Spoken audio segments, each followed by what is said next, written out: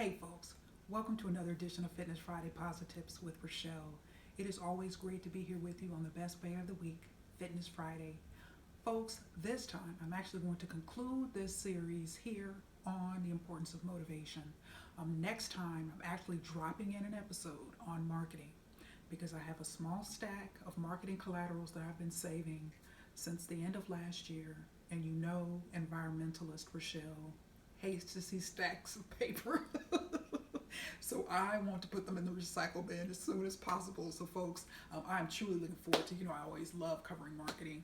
So stay tuned for that next time. I'm going to drop that in especially just for you to kick off the year because I typically wait till later in the year to cover marketing, but just want to drop this one episode in early. And so stay tuned for that, folks. But on to marketing. And so when we think about motivation, the importance of motivation, I always like to think about motives. Motives. What drives us? What causes us to do what we do? Or not do what we could do or should do, whatever the case may be. It works in the positive or the affirmative as well as the negative. And so when you think about motivation, you think about it from a personal standpoint, from a professional standpoint. There's so many different ways that we can certainly go with this particular issue or topic. But I wanted to start this episode out because all of us, particularly of adult working age, I won't say all, most of us spend a lot of time working during our career. And so I think it is so important to find a position, a role, a career, a field, a purpose, a passion that you are excited about, that aligns with who you are, your strengths, your values, your skill set. Because folks, most people, and then there's HR, human resources research that certainly backs up what I'm saying. Most employees in the workplace are unsatisfied or disengaged or not happy. And so I think I'm always telling you about the importance of us taking responsibility. So it's always easy for someone to perhaps point at their employer and say, well, they're the reason, or this company or this corporation, this business, this fitness facility or studio is the reason why I'm unhappy. And no, I'm always one to challenge myself as well as others to say, what is my role in this? I obviously have a responsibility to myself and to my own happiness, to my own career. All right, in a personal situation, it could be relationships, it could be volunteering. Like I said, there's so many different ways we can go. We have to not play the blame game. We need to take responsibility for doing whatever we need to do to make things happen. And so, folks, I want to start this episode out, as I was just alluding to, highlighting a couple of career examples, particularly as they relate to motivation. You see, I've got my Northwestern sweatshirt on today, and the second half of this episode, I'm going to give you some personal examples. So this is going to be another episode of getting to know you. You're going to be getting to know me. So stay tuned for that. I got a good Northwestern example as it relates to motivation, why I did something back in the day. And so here it is. So I've been saving this on my iPad, folks, for a long time. So George Hunter with the Detroit News. So this was published on November 26th and then updated subsequently on November 26th later that day. So the title of this article is Detroit Police Sergeant Previously Fired for Cowardice but Got Job Back. So we think about this in the framework of motivation or motives. What drives a person? What causes a person to do what they do or not do what they could or should do? So here we are. A Detroit police sergeant at the center of accusations that he failed to act after a fellow officer was killed by a gunman last week had previously been terminated for cowardice before being reinstated in a deal the city's police chief says he did not sign off on. These revelations came as police officials announced Tuesday they might seek charges against Sergeant Ronald Kidd over his alleged behavior during last week's fatal shooting of Detroit police officer Rasheen McClain. Police Chief James Craig said Tuesday the department might seek misdemeanor neglect of duty charges against Kidd, who sat in his scout car a block away while you could hear people screaming, "Officer down," on the radio. The chief said, Kidd was suspended Monday. The misdemeanor carries up to a year in prison and a $1,000 fine. Okay, I'm going to conclude the article with this next paragraph here in the interest of time. The November 20th incident wasn't the first time kids stood by while a coworker was in danger, Craig said.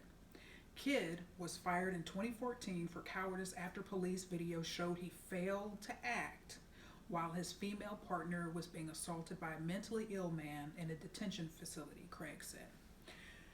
And so obviously, I don't know this person or have any connection to the Detroit Police Department or anything like that, but when I read this, it was so shocking. And it just, because going back to motives and what drives a person, and the fact that this particular incident where, another officer was killed, like what drives or what drove that behavior? And the only thing I could think of, obviously this is speculation, but certainly something that crossed my mind was, again, this isn't a first occurrence, this is really a second major occurrence of a police officer, sworn police officer, failing to act. And so I remember thinking when I read this is that, okay, is this a situation where perhaps the individual, and not just, this is not to put this person, in the spotlight or, make negative comments about this person. I don't know this person. I'm just going by what I read, but I want to make a broader point about motivation and motives and what drives us. And so I remember thinking, again, professionally, is this person, or even personally in this case too, professionally as well as personally, is this a person that is perhaps from a professional standpoint, even personally, driven by the need or desire for power, but does not want to also take on the high level responsibility that is required in law enforcement? Is this someone that, again, that just really wants the power and wants the authority and wants the title, but at the end of the day, there's a big responsibility that comes with that, because obviously failing to act is a manifestation of a lack of responsibility. And so that just really caught my attention when I first came across this article, and I wanted to share this, and I've been saving it forever, as I pointed out. Wanted to just share this to challenge us to think about, not only in the workplace, why do we do what we do? Why are you working where you work? Is it because you have a title? Is it because you have a certain salary? Is it because you have prestige or you have a corner office? But then there's the whole other half of the equation, perhaps, and there's no perfect work situation. Okay, there's going to be things that make a person, unhappy, whatever the case may be. But in this particular case, where again a person is failing to act, and this could be, we could go back years ago to the Enron and WorldCom scandals, where you had all of that going on, and you had internal folks that knew what was going on, but they failed to act in terms of notifying authorities, and then that whole scandal, those scandals went down. But these type of things happen every day, where something, someone may hear something and then they fail to act, and then all of a sudden there's this massive, mass shooting or a tragedy or problems in the workplace or corporate scandal, whatever the case may be. And so I think we all, again, it goes back to responsibility and motives. We got to ask ourselves, and I think, there's so much unhappiness and disengagement in the workplace, because I would argue in many cases the motives were, yes, having, the wanting to make money, to pay bills and feed families, that's a wonderful thing. But I would also argue, think about the other half of that. We got to ask ourselves, are we happy? Are we fulfilled? Are we does an individual look to take advantage of an employer at each and every opportunity because they're not doing this for me, they're not doing that for me? A career and the amount of time that an individual on an average level spends at work to be unhappy, to be unfulfilled, is just not cool. And there's so many people that go to the grave never knowing and never experiencing what true happiness, fulfillment, and purpose is. So just think about that. And I'll be the first to admit, when I was in school, when I was in college, I didn't have pure motives. I was the one that wanted to be an SVP of this major Fortune 500, actually Fortune 50 company, and but then I ultimately had some experiences that really caused me to sit down and think. Are you going to spend the rest of your life on a treadmill, going nowhere, really, in terms of happiness and fulfillment, or are you going to go on another path? And just that something just popped into my head, and I give a lot of credit. A lot of different things happen, but a fellow Northwestern alum. His name is Jason Seiden. I remember going to a presentation of his. I took the train, took the Amtrak to Chicago. This was, I'm going to say, January 2011, and heard him give a talk called "Forget Your Career Path, Live Your Story." And I remember to this day how impactful that was, and whatever. But I just challenge you in the spirit of what he told me. I mean, just even ask yourself, why am I here? Why am I working here?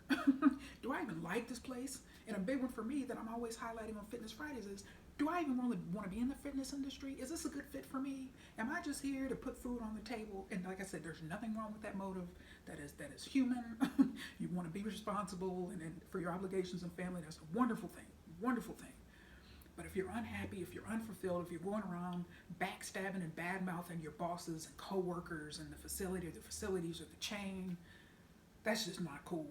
I mean, you deserve better. I mean, I can tell you that you deserve better than that, but until you believe you deserve better, that's all I can do. And so I just challenge you to really rethink about why you're doing what you're doing. Okay, so is your growth, what is your growth? Is your growth driven by market potential? And going back to the retro fitness, when I showed the CEO on Undercover Boss a few years ago, I showed that snippet last year on a Fitness Friday of him, where he said, it's not about my ego. In the earlier years of that franchise being set up and all of that, it wasn't about what is my competitor down the street doing. It wasn't about ego, trying to outdo that person. It was about truly determining, what are going to be the values of this franchise. And what do we want to do? What do we want to stand for? But many people are caught up in ego and pride and what I got to be better than this person and whatever. All right, there's nothing wrong with healthy motivation and wanting to do well and doing better and do the best that you can, but you will quickly find out that it's very easy for someone along, a competitor, to come along and to beat you on price, to beat you on amenities, whatever the case may be. So stay true, to establish and stay true to those values that you set yourself. So I want to move on here, staying in the same professional vein as it relates to motivation and motives. And I want to highlight another article I've been saving forever because I knew this was going to come up. And so I was thinking, am I going to cover this on a motivation type episode or a leadership type episode? And it could fit certainly on both. But I think this is something that will speak to the hearts of people, because this is unhappiness in the workplace and being unfulfilled and just being in workplaces for the wrong reasons. It's just an epidemic. I mean, it truly is. It truly is, and it doesn't have to be that way. So this is an article. We know that the former tight end for the New England Patriots, Rob Gronkowski, retired last year. And so this is an article about him. It was on Yahoo, but it originally came from CBS News, so December 7th of last year. Title of the article is "Former Patriot Star Rob Gronkowski on Leaving Football. I just wasn't feeling like myself anymore." Wasn't feeling like himself anymore. So former New England Patriots star, tight end Rob Gronkowski, known for his on-field exploits and off-field antics, uses jigsaw puzzles to lower his stress levels and to help his mental recovery, he tells correspondent Nina in an interview for CBS Sunday Morning, to be broadcast December 8th. Gronkowski played 9 seasons for the Patriots and broke all sorts of records along the way to winning 3 Super Bowls. He'd suffered several significant injuries, including concussions. He retired at the end of last season and is now 30 years old. "I just wasn't feeling like myself anymore," Gronkowski said of leaving the game. "That's basically the main reason. The lifestyle caught up to me, and I was just fighting my way through the last 2 years. It wasn't enjoyable anymore.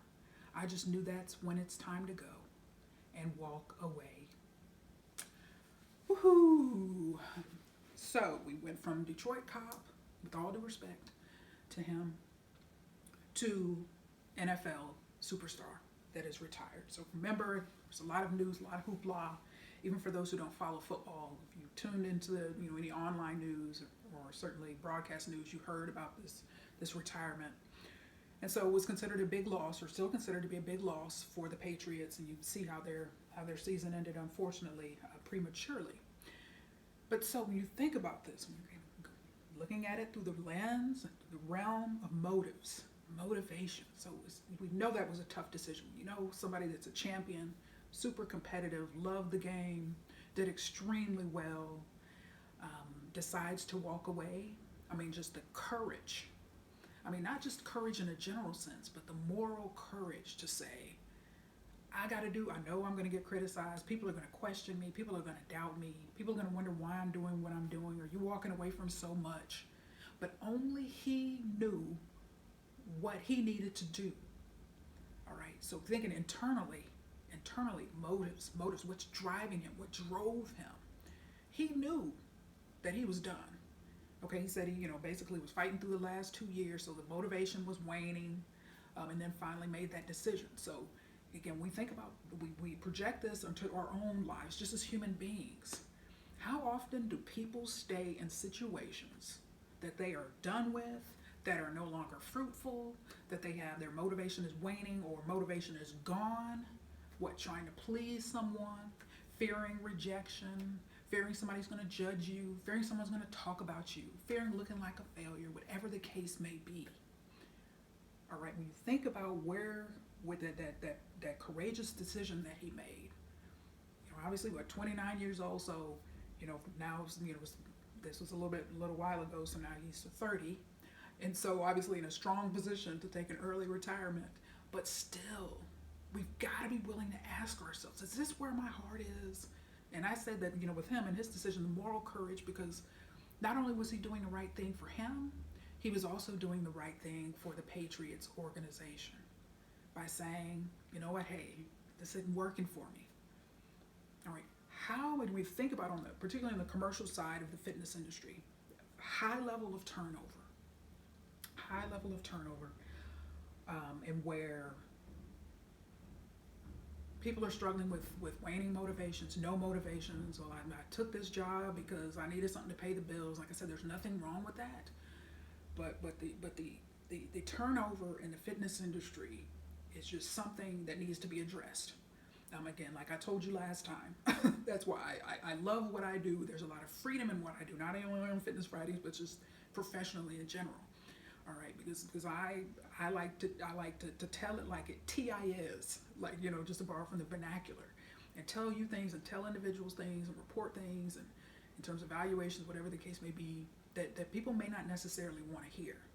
All right, or others have not told them, or perhaps, especially if people are on your staff, they do not want to tell you this.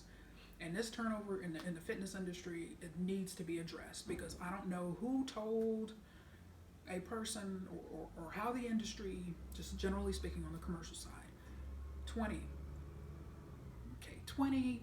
considering compared to some organizations or some fitness entities that have 50, 60, 70, 80, 90, even 100% turnover in a year. That is unacceptable. And so yes, people may not be willing to tell you that. You may have some members that will write that on some online reviews or things like that. But I'm telling you from a leadership perspective, all right, that goes back to, I spent a lot of time in 2019 talking about hiring, talking about evaluating what are the motives.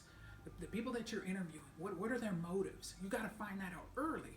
Because if someone has no passion for fitness, no interest in fitness, and any of that, and then you can't be surprised 6 months, not even that long sometimes, 2 months or 4 months or 6 months, 8 months, a year, you can't be surprised when that individual leaves. You can't be surprised. All right, because their motive was not driven. I mean, the fitness industry is very honest. That's one thing that, you can definitely tell. All right, and so I just want to challenge you to really think about that. And what can you do to ensure that you're hiring people that want to be there, that are going to be in it for the long haul? What can you do in order to make that happen? Because it's not a situation where, I just can't find any. And then you hear people say this all the time, not only in the fitness industry but outside of the fitness industry. It's so hard to find good people. It is so hard to find good people. It is so hard to find good managers. Whatever people say all times, it's hard to find good leaders, whatever the case may be. People say that across industries. And the bottom line is, no, there are plenty of organizations that don't have any problem finding people, that don't have any problem retaining people. It's there. It's just a matter of finding, somebody that is a good fit, that wants to be there. And so you can really shift gears by evaluating what you are doing from a retention standpoint. What are you doing to ensure that members of your leadership teams are motivated to not only, yes, hire people, but to retain them.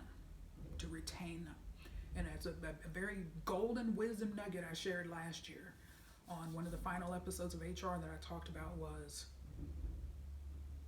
accountability. Accountability around retention.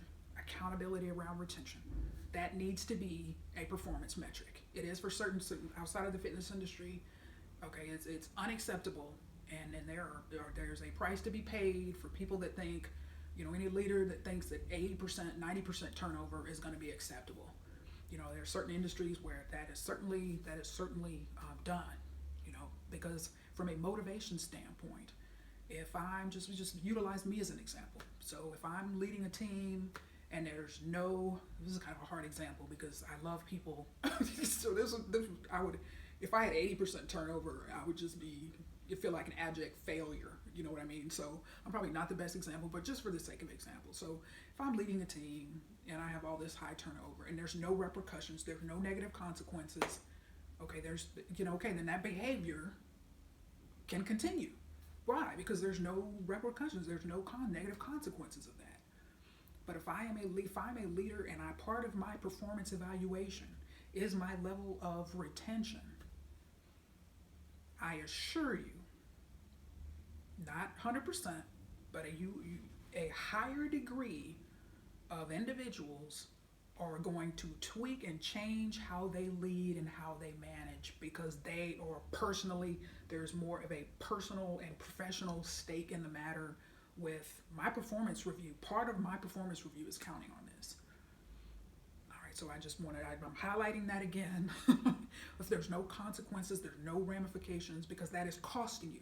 This is not an HR episode. I feel like I'm going down that path, but this needs to be said. This high turnover is costing you. Is costing chains and facilities and studios. I can't get into all of the data, and I've cited the data in previous episodes, but it's expensive to keep replacing people, to have holes in your staffing while you're interviewing, while you're trying to find someone. So this retention is something that employee retention is something that needs to be addressed. So think long and hard about that. And I respect Gronkowski. I respect his decision, the heart that, he led with his heart in that situation. This is not working. I'm just not feeling this anymore. Not feeling like myself. And just the emotional and the personal integrity that he had in that situation to make that decision. That, what is best for me, but also it's unselfish of him to say, hey, this is going to be best for the organization. If I truly love the organization, I'm going to walk away because my heart's not 100% like it used to be anymore. All right, so from a staffing, from a hiring standpoint, you want people that want to be there, that are excited about being there. Because if they're not, then don't be surprised when there's constant revolving door of people.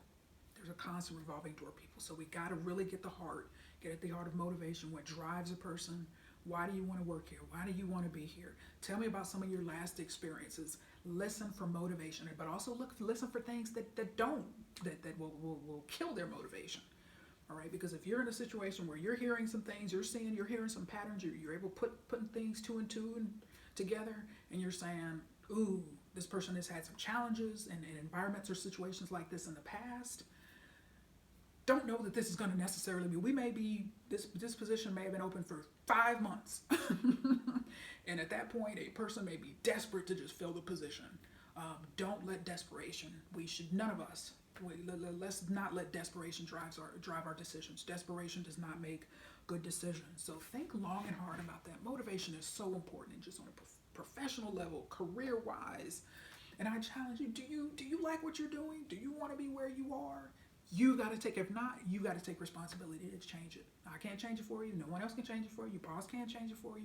Whatever, you've got to take the necessary changes and make the steps to make the necessary changes. No one can do it for you, but you have to believe that you deserve to be happy. You gotta believe it.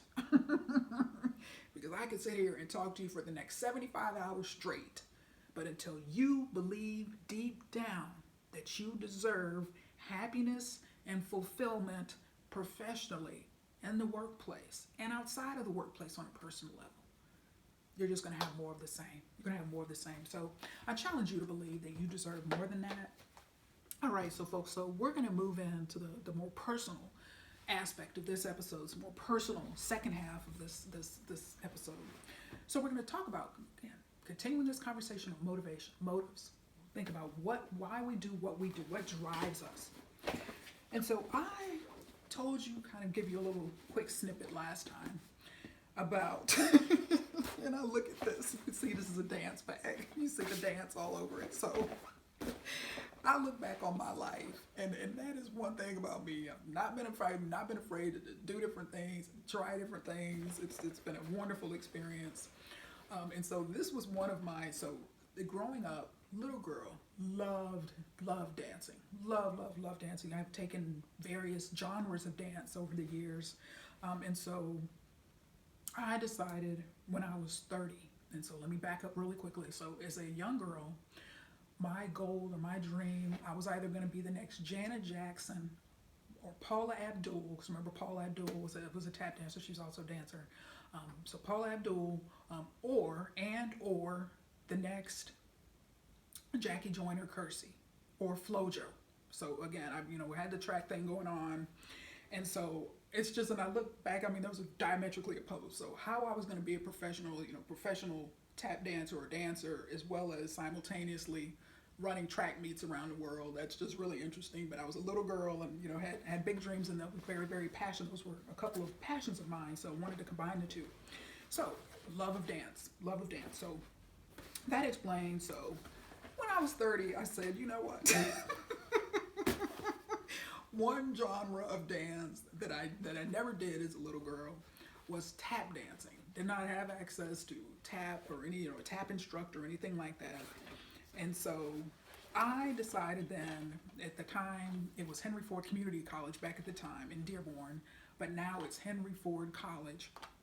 And so, many colleges and community colleges will offer continuing education for the community. So I did that. Signed up for a class. I saw tap dancing, like intro to tap dancing, and I said, this is it.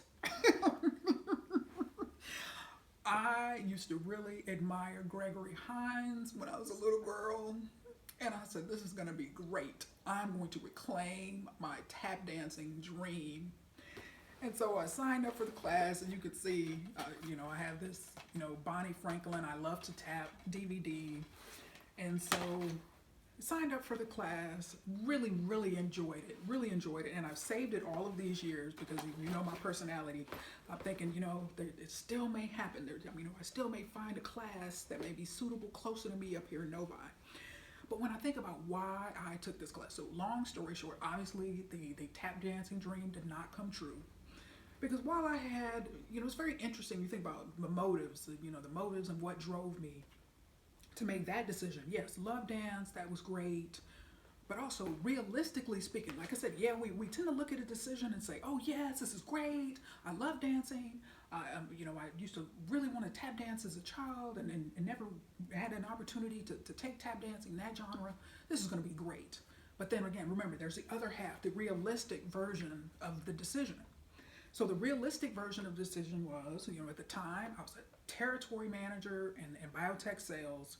So demanding job, I managed a very large territory. And so the reality is, I did not have, didn't really look into Gregory Hines' background at the time. But realistically speaking, he started tapping like when he was 3. And I was starting at 30. And so it's just, I look back now and it's just, here I am, professional woman, like no time. Really, to be quite honest with you, it was fun. I'm glad I did it. But I didn't have the time to dedicate to become the next Gregory Hines or Paula Abdul or somebody like that, just some of the top tappers.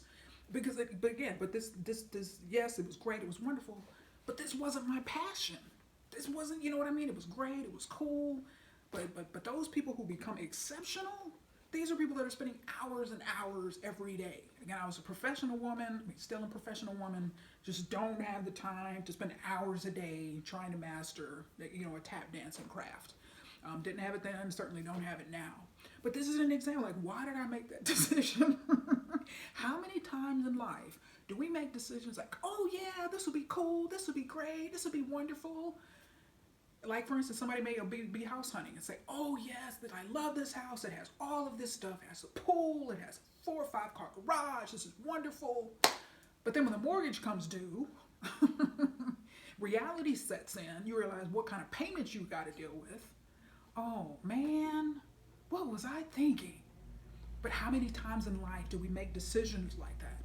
Not thinking of the second half, the realistic part, the day-to-day of decisions that we make, the day-to-day that's going to be required. And so this is my tap dancing example, and I just laugh at it. It's funny now, but the dynamics of the class, it was community. It was, so you had people in there that didn't like to exercise. So that was their exercise. No one in there was trying to become the next top tap dancer. So it was kind of that environment. It was very, very basic and very, it just wasn't the kind that was the type of class that was gonna lead me to my tap dancing dream. But also, realistically, I didn't have the time to become a tap dancing master.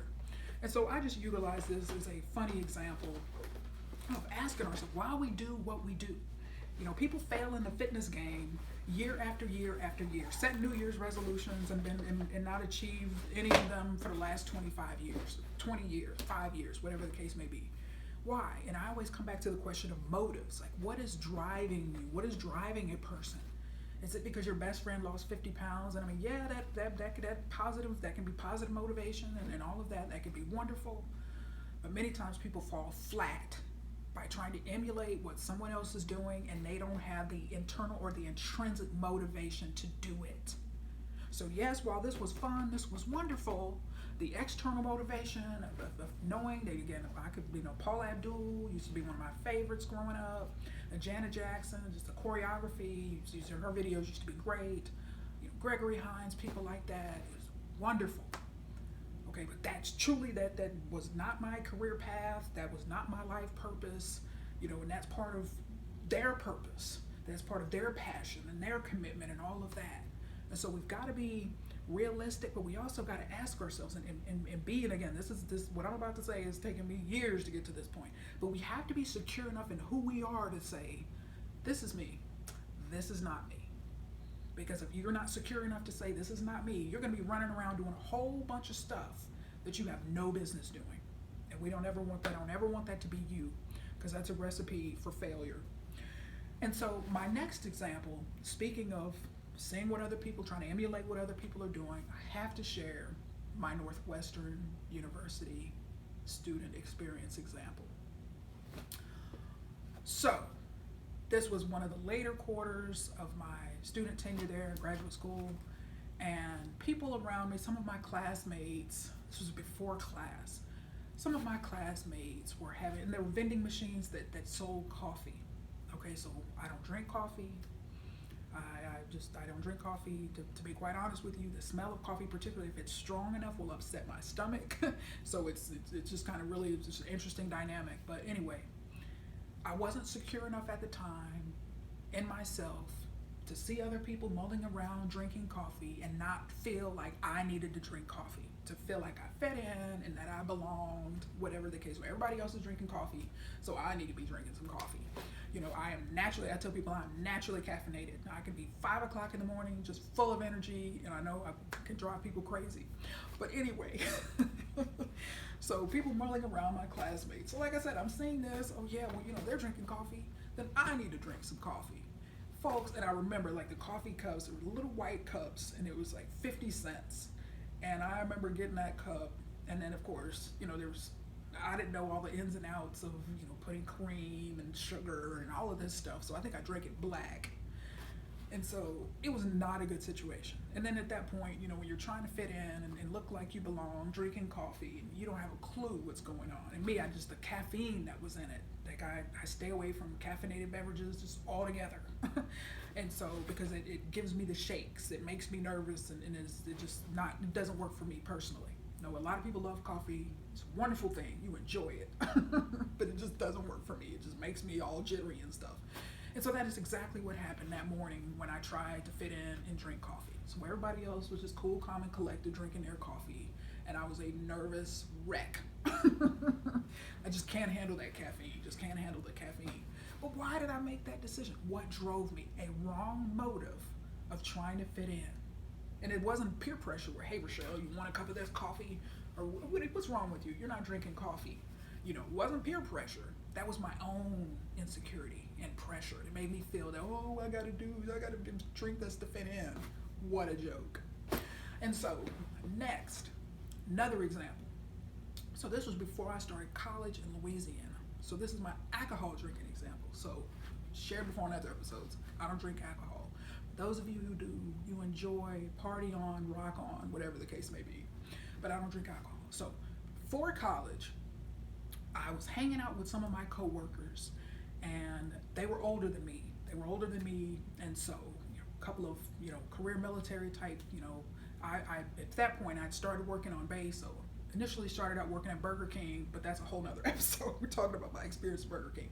Left Burger King, got a job on base, and started working in the food court.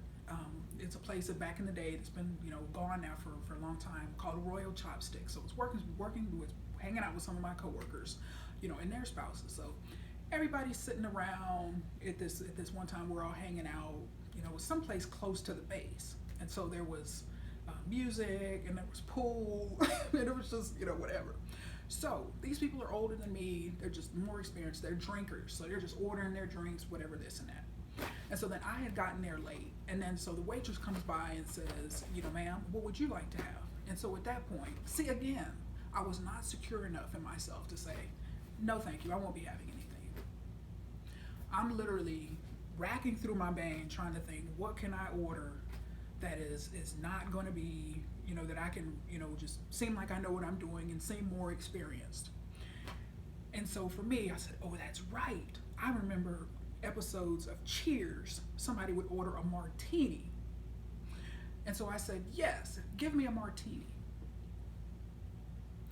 And so then the lady says, would you like that dry or on the rocks? And I didn't have a clue what either meant. And once again, the insecurity got the better of me. Instead of saying, can somebody tell me what exactly that means? I'm not an experienced drinker, whatever. What did I say? Give it to me dry. And so I had no idea what was in a martini, the olives, and just, that drink was not tasty. That drink was not tasty. If you're a martini fan, go you, good for you.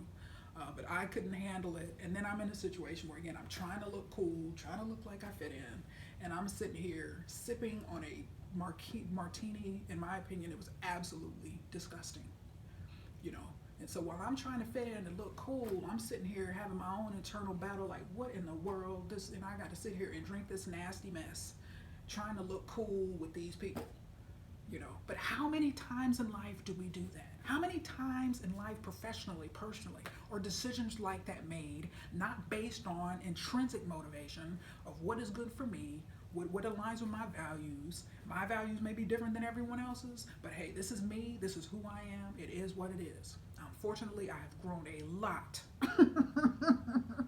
since then, and now it's just a matter that, no, I'm not interested. No, thank you. I'm good to go. And do I get questioned like, why? Oh, you don't drink, and whatever this and that. Oh, you don't drink coffee. Oh, why is that? Oh, that's why your teeth are so white. And it's just really, really interesting. But now I have the confidence to know who I am, and but also know who I'm not. And I'm not afraid to tell people who I'm not. But so many people just go through life, and it's easy to do. It's easy to do. Running around buying a house because somebody else bought a house, or buying a house that they can afford that you can't afford. Having a job that requires you to be gone 80% of the time, and really that's burning you out, and you want to really have a job where you don't travel at all, but you're trying to keep up with somebody else, or trying to impress somebody. At the end of the day, people aren't impressed, all right? You're just living a nightmare trying to be someone that you're not. So it's all about being authentic. It's all about being real. It's all about doing what we know to do is right, and having that internal integrity that truly anchors us and anchors our lives as we make decisions. And so as we talk about this, Wanted to give you an example. I've had this for a number of years. The U.S. Army, so I got to talk about my decision. Number one, right off the bat, I am pro-military. My dad was a Navy officer. My brother's a retired Army officer. I have uncles. I have an uncle, Uncle James Smith, died in Vietnam.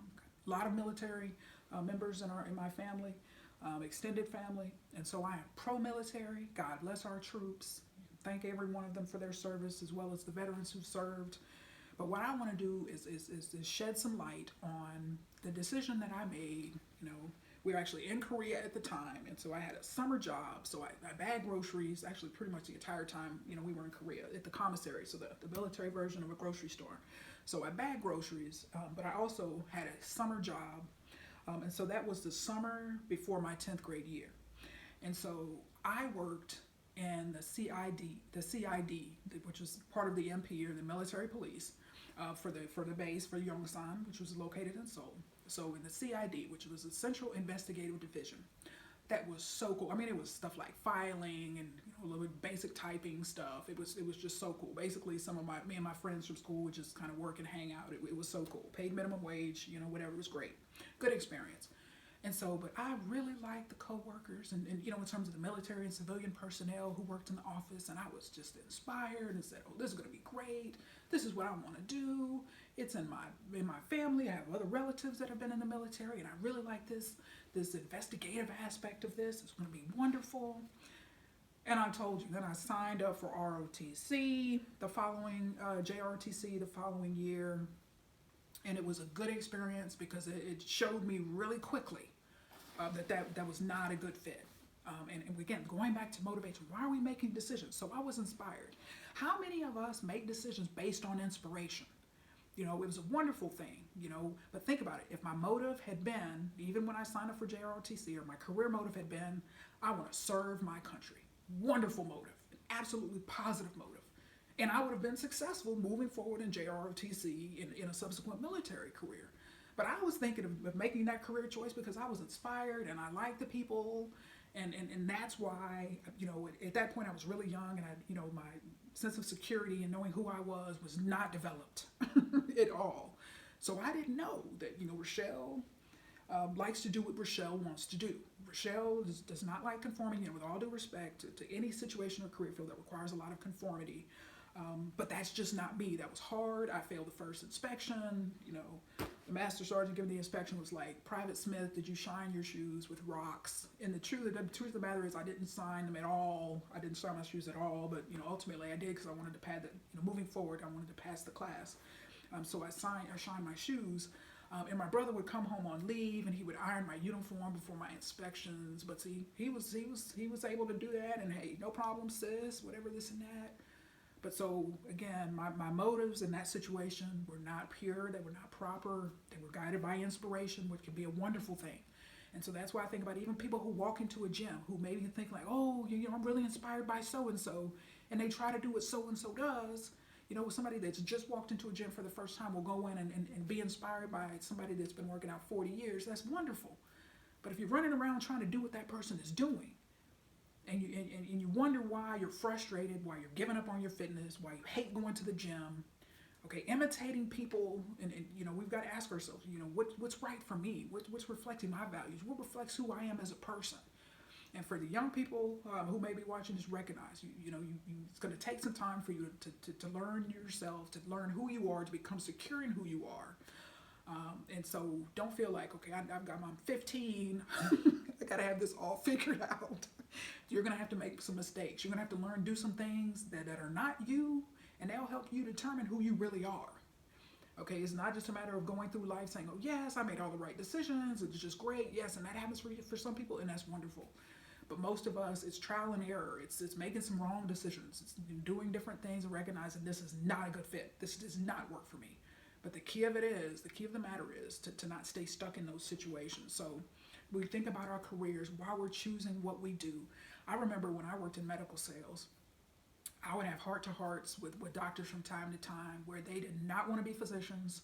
Their parents were both physicians, or their parents thought that they needed to be a physician, and their heart was not in it. They were just burned out with their patients. They just really, were contemplating making career changes. And so And I was always the one to encourage them. Like, you got to be true to yourself. You got to be, yes. I mean, you're afraid of looking like a failure to other people. But no, you got to follow your heart. You got to follow your heart and do what's right for you. Only you, like I said, like Gronkowski. Okay, only you know what's going on the inside. If you're miserable, if you're hating life, if you're hating your job, you hate your company, and it's not working for you, you got to make a change. You have to make a change. And so we think about our motives. We got to ask ourselves why we do what we do. So, so, so important. And folks, I actually want to conclude this episode with a little fitness motivation and talk about my own. So remember I told you this is a getting to know you type of episode. And so this is my gym bag. So we're going to talk about my own fitness journey a little bit as I wrap this episode up. And I've got some goodies in here, some things that normally wouldn't be in my gym bag that I put in here as I talk about just some of my own fitness motivation. So going on here in May 17th of this year will be 26 years of fitness going strong. Gym fitness has been wonderful. It's been great. I've learned so much along the way. Many different gyms, even some foreign countries and gyms. It's just been wonderful. Many wonderful experiences. But when I think about all this time that I've been working out, I've got some fitness killers in terms of things that kill my motivation from a motivation standpoint. There's some motivation killers for me as well as things that enhance my motivation. And so I've got some of them in my gym bag. And so I just wanted to share some of them with you because you've got to, particularly on your fitness journey, particularly if you're starting out. Other people that have been doing it for years, you're going to know exactly what I'm talking about, where you have your own idiosyncrasies of what you do, why you do what you do, why you prefer this, why you do that. But these are just some of my own idiosyncrasies. And you're going to be like, man, Rachelle, I didn't realize that, her fitness journey was so complicated, but it's actually really not, because it's all automatic in terms of me being able to quickly evaluate what works for me and what doesn't work for me. And so the number one from a motivation standpoint is so important to me. Motivation enhancer is my music. And so I always got my iPhone. And so my headphones. And so again, an idiosyncrasy of mine is I like earbuds. I've just over the years, I've tried the ones that, go over the ear. I don't like things on my ear, hanging on me in general. These have actually been the best for me because I always have had a very cardio-driven workout. And so I don't like things that are bouncing and things that are moving around a lot or falling off, or like I could never have those Apple, those AirPods, because I would lose them and they would fall out and just whatever, just wouldn't be a good situation. So from a motivation standpoint, so think about that. I know what I like and I know what I don't like, and so I'm gravitating towards what I like. And so the music is key. The music is key for me. It's huge. And so for me, not having music is not an option. For my workouts, I've got to have music. I've just got to have music. So I have playlists that I've created on my iPad, on my iPhone. And so, but I've got backup. So in case my battery dies or something, which I always walk into the gym with at 100% charge, but if something would happen to my music, I've got backup. So I've got my old MP3 player from Powerhouse as a backup, as well as 2 sets. Something happens to my earbuds, whatever. I've got 2 sets of backups here in my bag. And so you have no idea. I can't even calculate like how many earbuds and all of that, those type of accessory like things that I've gone through over the years. I mean, I go through a lot of these type of things because again, my usage is really high. So the music is so important. I may actually do a whole separate episode on the music and my music preferences and how my music has driven me the last almost 26 years. But just had to share that the music piece is so important. Gum, and actually I had to stop by Sam's because I only had 5 sticks of gum left in my gym bag, and so which I keep up here in this little area, this little pocket there, and so I don't like to run out of gum. And as you can see, I keep gum stocked up for months. I've got sugar-free gum. I like fun, fruity flavors. So for me, just going in with, a spearmint or something like that, wonderful gum. It's just great. Makes your breath smell good and fresh. Great. But for me, like I want something when I'm working out, something fun, just something fruity and all of that. And so my gum is so important. So if I run out of gum, which I never do, but it's not a deal breaker. Just oh my gosh, I'm out of gum. I forgot to put a new pack of gum in my gym bag. It's not a deal breaker, but my gum is very important. So I just wanted to share that. I keep stocked up at Sam's. And so showers. So showering at the gym. And this was actually something I mentioned on a Fitness Friday Posi-TIP in 2017 when I left Powerhouse and went to Planet Fitness in Novi. So showering at the gym. So keep in mind, so May 17, 1994, I did not take my first shower at any gym until July of 2017. I did not start taking showers until I joined Planet Fitness. And that is because they do I don't care where the location, they do a fantastic job of keeping up their bathrooms and cleanliness and all of that. So it just kind of really appealed to me. And of course, combined with the benefit of having multiple locations, so I can go all over the city and have different locations and go to the gym before I need to have an appointment or meeting, whatever the case may be. So that opened up a whole window of just opportunities in terms of being able to do that. And so I have a favorite shower soap, and that is Dial. I love Dial Gold. So when I'm taking a shower at the gym, Dial Gold is so important. So important. And in that same vein, I also mostly take baths, just in general, take baths. In many cases, I will actually come home because I have to soak. I take, hot baths, but I have to soak. So Epsom salt is a great muscle soak. And I like Walmart's version of Dove soap because it lathers extremely well. When in an Epsom salt bath, it lathers extremely well and it's really bubbly. And so that is so important. But this, from a bath standpoint, this is so important for me to have these two because it helps to, Epsom salt is great, like I said, for muscle recovery and all of that. So it's just great. And speaking good, to quickly jump back to the shower situation. So when I transferred my membership from the Novi Club of Planet Fitness to the Commerce Country Club, also known as the Notre Dame of Planet Fitness, just a great gym. The hot water, and I mentioned this a long time ago, but hot water is so important to me. I didn't realize till I transferred to that gym just how important the hot water was to me. And so, when I remember I went to the gym, so that was like early towards the middle December of 2017, and I, went a few months after I had stopped in to use the bathroom that one time, and Moody was at the front desk, and I remember walking around thinking like, wow, who owns this gym? I mean, it was just so big and so spacious, and so it was just a divine guidance. I'm a big proponent of that. So, but the hot water, I mean, when I was just visiting that gym, a couple of times I remember, and just I took a shower and that water was just like it needed to be, just true hot water, great water pressure. And they had me, in terms of, me changing my membership, with all due respect, they had me before that, but when I took that shower and that hot water, I said, this is fantastic. Because folks, you have to know, one thing about me, again, just I've spent many years of my life down south. So I lived in Miami, then moved to Chicago, then moved to Minneapolis. And so it started with me being a graduate student in Northwestern. Just during the winter months, and Chicago's winters are brutal. Just brutal. And so hot water was part of my coping mechanism. So you got to watch Dr. Phil. You learn all these great terms. So hot water for me helped me make it through winter. It always has for all of these years. It's so important. And even when I bought this condo in 2009, it wasn't until January of 2018 I transferred to the Commerce Club of Planet, and when I came back from Louisiana after the holidays and went back to my gym to work out in Commerce, and I said something is not right with my water at home.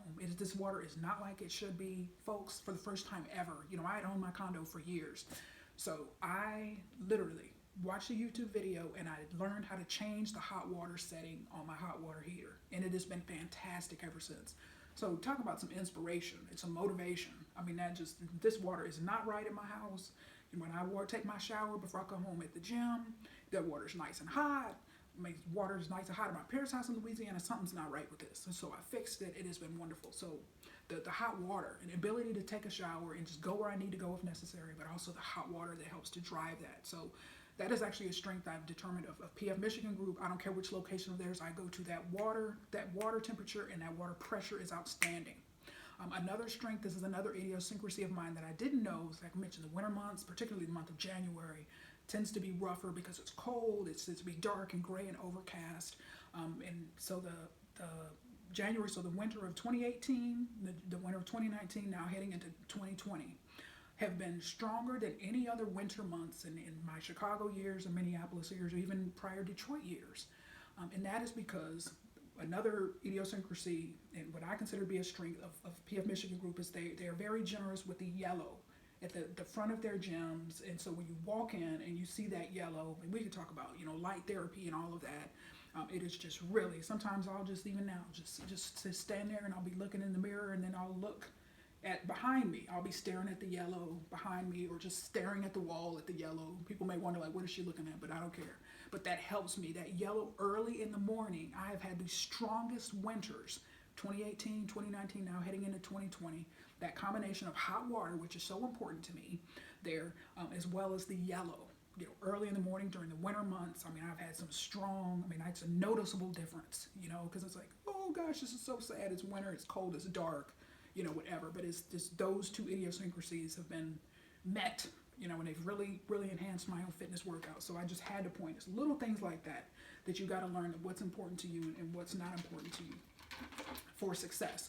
So water bottles. So had this water bottle since 2016. Had one before it for a couple of years. So had this in my powerhouse. Walmart used to sell these. They have stopped selling them. And the reason why I found this out is last summer, I lost this water bottle. I was actually at an event at Schoolcraft College. Long story short, I ended up finding it. Somebody turned it in. I actually went and reclaimed it. I was so happy, folks.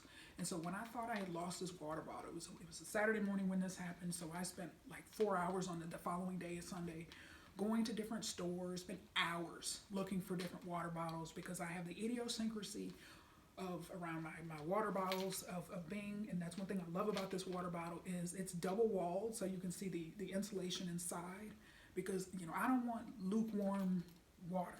I want my water to be cold because, again, my workout's very cardio driven.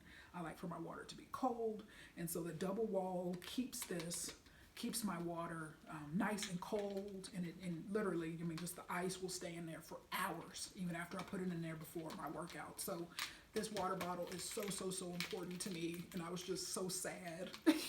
I was in such despair when I thought I lost this, folks, and I am not kidding. I'm not kidding. So I went and bought 4. I went to all these different stores, found something somewhat similar at Menards.